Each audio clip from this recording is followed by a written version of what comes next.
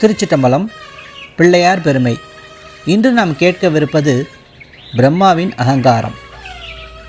விநாயகரின் விஸ்வரூபத்தை கண்டு பேரானந்தமடைந்த பிரம்மன் உலகங்களை படைக்கத் தொடங்கினார். ஆனால் வக்ரதுண்ட விநாயகரை தியானித்து அவர் அருளுடன் பணியை தொடங்க வேண்டியதன் அவசியத்தை பிரம்மா உணரவில்லை. தன்னால் தானாகவே எதையும் படைத்துவிட முடியும் என்ற அகங்காரத்தோடு அவர் படைப்பு தொழிலில் ஈடுபட்டார். இதன் விளைவாக அவர் படைத்த உருவங்கள் விகாரமானவையாக மாறின. அதாவது 2 முகங்கள், 3 கண்கள், 4 தலைகள், 5 காதுகள், 6 கால்கள் மற்றும் 7 கைகள் என அவை விசித்திரமாக தோன்றின. படைத்த அந்த விகார உருவங்களே பிரம்மாவை ஏளனம் செய்யவும் அவரை இடிக்கவும் பிடிக்கவும் முற்பட்டன. இதனால் பிரம்மா மிகுந்த குழப்பமும் அச்சமும் அடைந்தார்.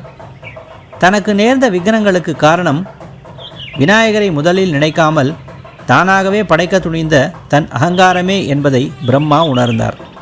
உடனே அவர் நீராடி தூய்மை அடைந்து விநாயகரை மனதால் தியானித்து யோகத்தில் அமர்ந்தார். அந்த யோக நிலையில் 7 கடல்கள் கலந்த வெள்ளத்தில் மிதந்த ஓர் ஆளிலையின் மேல் ஒரு குழந்தை துயில்வதை கண்டார். பிரம்மா அக்குழந்தையை நெருங்கிய போது அது கண்விழித்து யானை முகத்துடன் விநாயகராக காட்சி கொடுத்தது. அந்த அற்புதத்தை கண்ட பிரம்மா விநாயகரின் பாத கமலங்களில் சரணடைந்து தன் படைப்பு தொழில் தடையின்றி நடக்க அருளுமாறு வேண்டினார்.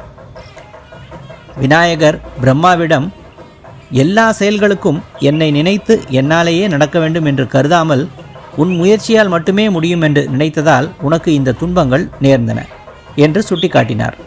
மேலும் தன்னை நினைவில் இருத்தி ஏகாட்சர மந்திரத்தை 10 லட்சம் முறை ஜபிக்குமாறு விநாயகர் பிரம்மாவுக்கு அறிவுறுத்தினார். விநாயகரின் இந்த உபதேசத்தின்படி பிரம்மா தாமரை மலரில் ஒற்றை காலில் நின்று 12 ஆண்டுகள் இடைவிடாமல் ஜபம் செய்தார். அந்த ஜபத்தின் முடிவில் விநாயகர் இடுப்பில் சர்ப்பக்கச்சை அணிந்தும் கைகளில் மழு, கமண்டலம் மற்றும் அபயவர முத்திரைகளை தாங்கியும் பிரம்மாவுக்கு காட்சியளித்தார். பிள்ளையார் பெருமை தொடரும். திருச்சிட்டம்பலம்.